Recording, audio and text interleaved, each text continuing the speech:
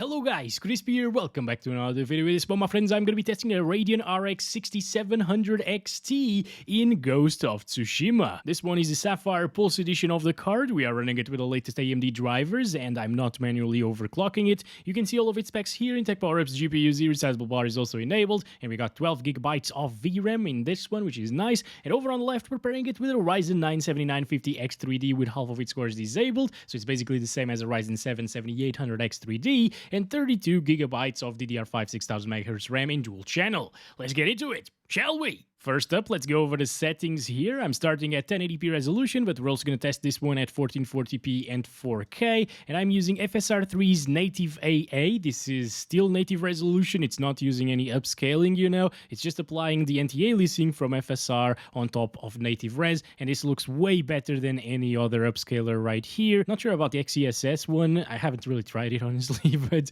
this one is only like 1 or 2 FPS lower than the AA, for example. So it's worth utilizing, and it looks great. Over on the graphics settings, I'm using the very high preset, and let's play this one. Alright, here we have it. Let's start counting our frames. It seems to be a really smooth experience. As usual in this game, it's well optimized. It doesn't stutter or anything. It loads the shaders, compiles the shaders beforehand, before you get to the gameplay part, of course. And yeah, it's getting 80 to 90 frames per second right here, which is quite nice indeed for the 6700 XT. It's much better than like the RTX 4060, which dropped into like the 60s very often, and it was usually around 70 frames per second. And I think it's also performing a little bit better than the RTX 3060 Ti, which was surprisingly similar to the 4060 in this particular game. It's so smooth as well. Look at that frame time graph, really stable stuff. I think it's a little bit smoother than the RTX 4060 was, probably because that's an 8 gigabyte GPU. I'm not sure, because supposedly it wasn't really running out of VRAM that often, but it did at some point in that video. So it's definitely nice that we have the 12 gigabyte frame buffer here on the 6700 XT compared to the 3060 Ti as well as 4060. Although both of those GPUs were definitely very capable of running this on very high textures and very high settings as well. Oh, damn it, it's getting really dark right now. Don't like that too much. Hello. Oh, these are actual soldiers, right? Yeah, these should be a little bit more interesting to fight than the usual guys wearing just white and black shirts. Come on, let's go. Yes, there we go. Good stuff. Very, very dark at the moment right now because of the weather. I've also seen some people saying like, what the heck is it supposed to look like that? And I mean, yes, it's just the art style, I guess. It's a little bit darker sometimes. Oh boy. All right, there we go. Come on, we can get this one, of course, even without the water thingy. The skill that's good against the shielded ones. Okay, there we go. So far, so good. It's absolutely smooth of an experience. I don't think you need to play this game with any frame generation stuff at 1080p or FSR upscaling. Then it will start looking a little bit more shimmery, a little bit more soft in the case of FG, actually. And, well, it's buttery smooth, super stable here at native resolution. So, yeah, just avoid the upscalers here at 1080p resolution if you're running this at 1080p. Look at all of those leaves, man. That looks beautiful. Wow, Golden Forest, here we go. One of the most intensive areas that I've come across so far, maybe because of all of the foliage around and the little leaves everywhere flying around, particle effects and so on. But it's not really dropping our FPS by too much here on the 6700 XT. It's actually pretty much the same as we were seeing before. So you can rest assured it's going to be a really, really nice experience with this GPU all the way through, my friends. Let's stop it right there. Sometimes it drops like into the mid 70s, but that's so good. I mean, no complaints right here. Has it just crashed on me? I have not seen this game crashing so far. Yep, it crashed. All right, that's the first time it crashed. I have tested a ton of GPUs so far, and I'm not sure. Could it be because of the AMD drivers? Well, it was good that it crashed because now we can move on to 1440p. It's about damn time, right? I'm still going to keep the native AA over here and the very high settings as well. VRAM should be enough to handle it absolutely fine at this res. And we're back here. Look at that, getting 60s, slightly dropping right now into the 50s. Okay. Yeah, this is more similar to the RTX 3060 Ti at 1440p resolution. That GPU also dropped a little bit into the 50s, I believe. But I still think this is a little bit better. Not sure. At least in terms of stability, that frame time is definitely flatter than the one on the 3060 Ti was. Still, both of them are buttery smooth experiences, no problem. But yeah, it's just something to mention here. And over here, it only drops to like 55 frames per second, I think, on the minimum. So I think everywhere else, you should get between like 55 and 60, maybe more than 60 at times if you get away from this yellowish area of the map. But yeah, it is working just fine. If you want to, you could utilize some FSR upscaling, like quality FSR at 1440p looks pretty decent in this title, although I would probably not utilize it because this is already really smooth and playable and crispy, how I like it. But there is DRS as well in this game. DRS will dynamically adjust the resolution scale. Oh boy, wait a second, let me just kill these guys. 60 plus right here, good stuff. Good. No. Wait a second, I got you, don't... Oh my god, you're fast, okay. Alright, now you, come on, attack me, boys. Attack me. Oh, there it is. Goodbye, sir. Come on. A little bit, taking a long time here. Let's go. You are dead as well. Alright. Wow, 60 plus FPS right now. Does it actually get more FPS whenever you're not riding the horse? No, it's basically the same thing, I think. Okay, if you want to keep the native resolution, guys, and 60 plus FPS 100% of the time, there's the option of playing on high settings instead of very high, of course, making things look slightly worse. It's not really that big of a difference, honestly. But yeah, you could do that and achieve like 10 more frames per second overall. Depending on the area, of course, 55 over here. But I feel like... No way. It crashed again. Why does it crash when I go to the settings? Gotta keep changing the settings outside of the game, apparently. Well, I'm gonna stick with the FSR3 native AA. I'm not gonna use FSR3 on quality, you know, on the upscaler. I'm just gonna enable dynamic resolution scale, set it to 60 here, or targeting 60 frames per second. And this way, it should stay at 60 plus 100% of the time, or at least 60 FPS flat, maybe with a couple of drops to like 59 or so, but it doesn't really matter. And whenever you'd get like down into the mid-50s, 55 frames per second, as you saw, it will just drop down the resolution scaling dynamically on the fly. You won't really notice a thing because the drop-off in quality is very minor, you know.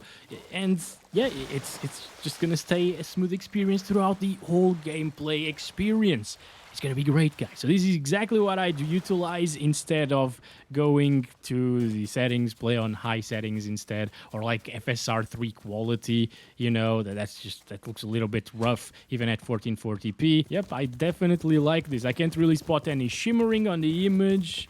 It's basically only downscaling it by like, what, 5%, 10% maximum to achieve slightly higher FPS. So it's not going down to the FSR3 quality values. That would be like 816p or 896p, something like that, and then upscaled to 1440p. Now, this is more like it's upscaling from like 1200p, which is very similar anyways. You can't really notice the difference. It feels really smooth, doesn't have a single stutter at all.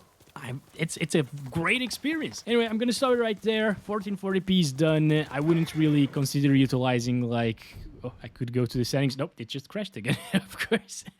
I wouldn't recommend you to utilize like FSR3's frame generation here. I'm gonna try it for a little bit just on top of native AA, not quality FSR. It's usually, from what I tested at least in NVIDIA GPUs so far, the frame time graph gets a little bit thicker, but that's not the case with an AMD GPU apparently.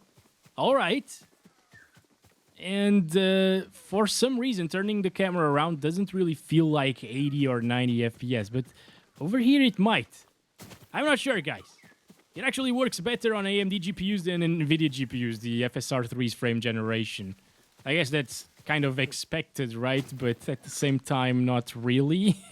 Because it's FSR3. Maybe it's because of the NVIDIA Reflex being enabled on those GPUs that I tried them with. Yeah, it could be NVIDIA Reflex doing the little jitters in the frame time graph, making it feel like it's not at 90 FPS or so, and not actual FSR3's frame generation, because it's working fine at the moment, from what I can see. Doing this, however, yeah, it does give you some weird stuttering in the frame time graph. I've also seen that with the NVIDIA cards and FSR's FG, not with FG from NVIDIA. But if you want to use some FG here to achieve 100 FPS, it's going to feel smooth, like a high refresh rate experience sometimes. And it's definitely usable, you know? It doesn't look as bad as FSR3 on quality would. I think it looks a little bit worse and more pixelated in some areas than FSR3 native plus the DRS stuff at 60 FPS, targeting 60 FPS. And it also feels a little bit more responsive in terms of the input lag that way. But I mean, if you want to use this, it's definitely super usable. It looks good still, for sure. And the input lag isn't horrible since we're close to 90 and 100 frames per second most of the time. I mean, it's decent. It's pretty decent. It's way better than I was expecting after testing the NVIDIA GPUs with FSR's FG. Also, I didn't test FSR FG at 1080p resolution. There's no need since we were always above like 70 frames per second, or 60 at least. But if you wanted to utilize it, you can expect like 20 more FPS than what we're seeing here with native AA at the same time. Anyway, that's it, guys. This is an awesome experience. I think, again, I'd still go for at 60 FPS with DRS, but can't go wrong with either, guys. This is also a really, really good one. All right, lastly, I'm going to disable frame generation there, go back to native res, and play at 4K resolution. And we're getting 30s, as you can see, super similar to what we saw once again with the 3060 Ti, but for the 3060 Ti, I needed to run it with medium textures, because even on high textures, it wasn't having it. It was a really bad experience with like 15 FPS, because it just lacks the VRAM, you know? This one doesn't have a problem. Full on, very high settings, very high textures as well. It's holding 30 FPS plus, but the thing is, there will inevitably some areas where it's going to drop slightly. Impressive stuff coming from the 6700 XT. If you were to lock it to 30 FPS and play with a controller and maybe with a little bit of motion blur, it could pass by a console-like experience, you know, like PS5 or something. Kind of makes sense as well, because the PS5 is also running AMD chips, and it's a little bit slower. It's like a 6600 XT equivalent GPU there, or 6700 non-XT actually, that's the more equivalent one. Also, we are seeing a bit of a stuttering for frame time graph, micro stuttering, so it's having a bit of a frame pacing issue right now. Yeah, it's only here though, and I think we've also seen that with the other GPUs at 4K. And if you lock the FPS, that will be gone. It's going to be a smooth frame time graph all of the time with zero stuttering. There are enemies. Okay, yes, they're up here. I'm going to fight them, but after changing... Oh, I'm not going to fight them because the game's going to crash. Alright, so at 4K, FSR3 on quality starts looking pretty decent and reasonable, so I'm going to use that with the very high settings still. Holy crap, that is good! Oh, I like it. Okay, yeah, it's dropping a little bit sometimes, but it's kind of the same thing as happened at 1080p, 1440p resolution native, right? It was dipping down into the mid-50s, but then with DRS, we were able to make it run absolutely fine at 60 all of the time. So that leaves me hope, guys. that leaves me with some hope that it will be fine without a single issue. Yeah, maybe with DRS it will need to lower down the resolution from like the 67% that it's using right now, because this is not native, again, although it looks very good and kind of similar to native aside from a little bit shimmering here and there. But you know, the shimmering isn't always terrible. It kind of looks a little bit less soft at the same time. No, but really, if it didn't have any shimmering, it would be perfect. But this is close to perfect. I am using a 32-inch monitor right now, and honestly, I can't see much of a difference. It's definitely not that big compared to native resolution without FSR quality. You can tell the difference, especially side to side, or side by side. Yes, but it's not to the point where it matters, in my opinion, and I'd totally consider this experience. However, it is dropping down into the lower 50s, high 40s, as you can see right there. So it's starting to get pretty intensive in this area for some reason. Not doing the jitters, though, on the frame time graph, even in a settlement area like this with NPCs and stuff. I think it's because of the NPCs that it does that, but I'm not really sure. It is stable. It is very good. Please don't crash. This is kind of a deal breaker to me, guys. Anyway, let's try to use FSR3 on the upscaling and dynamic resolution scale at 60. So it will probably lower it down into like the 50% range, 50 to 60% range in terms of render resolution, the internal resolution, which is about FSR3 performance. But it's not working, is it? It's getting exactly the same FPS as FSR3 quality. Well, I guess DRS isn't working here. So I guess it can't really lower down that internal resolution far enough for it to achieve 60 FPS, or maybe it's just not working altogether, which is what it looked like it was happening, honestly. So I'm going to use FSR3 quality and frame generation next. Not this. There we go. This is it. This is the last setting that I'm going to test here in this game with the 6700 XT. It works really well, unless you do this again, but don't do that, okay?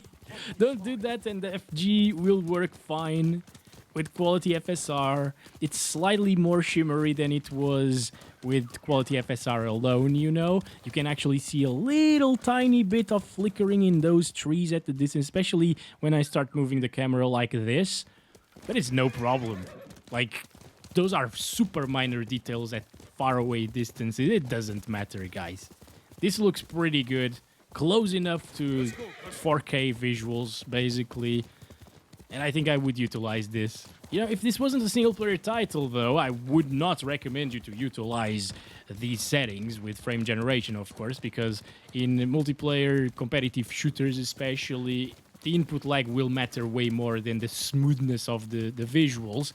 But here, since this is a good, cinematic, beautiful single-player game, beautiful sometimes, it works very well with frame generation, and I don't really care about the added input lag. It doesn't really bother me too much. It's about the same input lag as about half of the FPS that we're getting, so 45-ish frames per second.